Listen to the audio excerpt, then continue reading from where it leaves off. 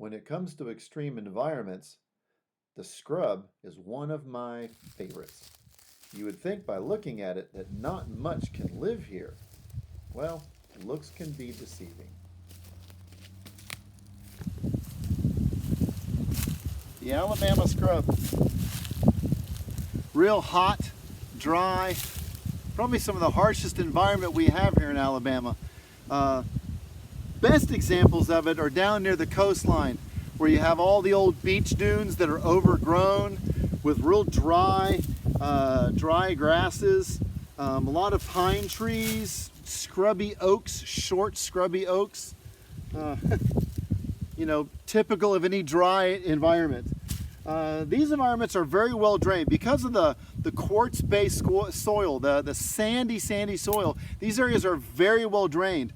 Even in Florida, we have a scrub type environment filled with cactus and other things that you wouldn't imagine would be in Florida. But because when the water hits the ground in these sandy soils, when the water hits the ground, it drains straight through. It doesn't spend any time really on the surface. And so because of that, the plants and animals that live here have adapted to a desert-like environment. So here in the central part of Alabama, we don't have the true scrub. The closest we can come is where I am right now, which is along the edges of like power lines or developed area. These really disturbed areas oftentimes can be very much like a scrub-like environment. So what kind of plants do we find in these desert-like conditions? What can live here?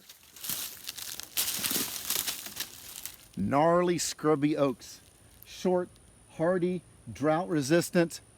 Yeah, this is key environmental indicator that you are in a scrub habitat.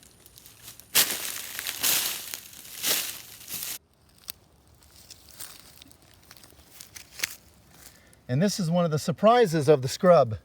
To see this, you've got to get down on your hands and knees and get close. This right here. Nice. This is a type of lichen. It is called Cladonia. That's the genus name. It's actually called, the common name is the pixie cup lichen. This thing is very, very cool. Lichens do really well in these dry, arid type environments, these ground cover lichens. They do really, really well. And the reason that they do well is because there's so little nutrients in these soils. You see, a lichen is a symbiotic relationship. Remember, symbiotic means two things living together and benefiting one another. The lichen itself is composed of a fungus, which makes like the house, and these blue-green algae that are embedded in it that photosynthesize and provide food. So the blue-green algae provides the food through photosynthesis and feeds everything, and the fungus traps moisture, and by doing that, actually keeps the algae alive. These little cup-like structures are what it uses to actually produce what are called soredia. Soredia is that dust-like coating that looks on it like pixie dust. It's a pixie cup lichen. And that is what they use to reproduce. The wind will blow that soredia out, and that soredia will land, and if it lands in a suitable area, it will begin to propagate and grow all by itself. It is very, very, very cool. They are very, very slow growing. Slow growing, in fact, that some scientists think that some colonies of these pixie cup lichens are over 4,000 years old. Some of them believe up to 4,500. That date is significant. I'll let you figure that one out. Pixie cup lichen, very cool, nice denizen of these scrub xeric habitats. Okay, sure, plants are cool, but what about the animals? What kind of animals live here? Yeah,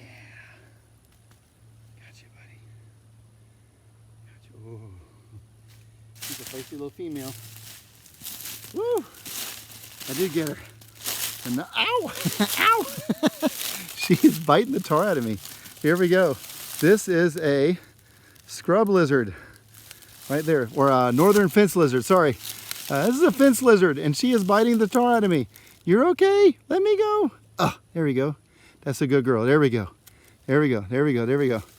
There is a northern fence lizard Real typical of these scrubby habitats. Real pretty. She is just beautiful. I know this is a female because underneath you can see those very light blue markings on her chin and her throat, right in there. The males have real purpley iridescent markings with black outlines. Just very, very cool. Can you say hello to everyone? Another example, we are in a scrub environment. These fence lizards, typical of these scrub environments. All right, sweetie, I'm gonna put you back. Back on your tree. There you go. And just a couple of trees over, I found her boyfriend sitting right there in the middle of the tree. Can you see him?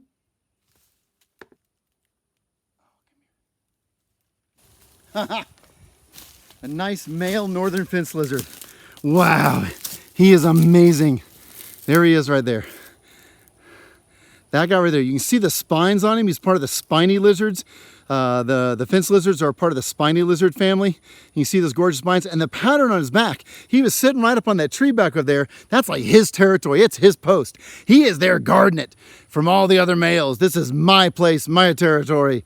He's a big, strong male, and I can tell he's a male because if I flip him around, look at those colors. Isn't that amazingly beautiful? Oh, no.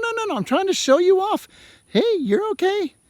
Look at those beautiful, beautiful colors. That iridescent purple, very different from the female that we just saw. That iridescent purple with those black outlines, and he will flash that. He'll sit up there and do his push-ups. He'll be like, yep, look at me. I'm doing my head bobs. Look at my pretty colors. Yeah, impressing all the ladies. Eating insects and living the life. This is king of this little patch of scrub right here. All right, back to your throne, Your Highness. There you go. Oh, and he's gone. Nice. Male northern fence lizard. Yeah.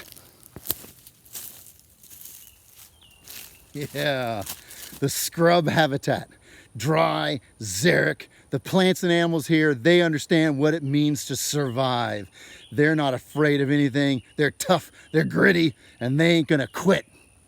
My kind of place.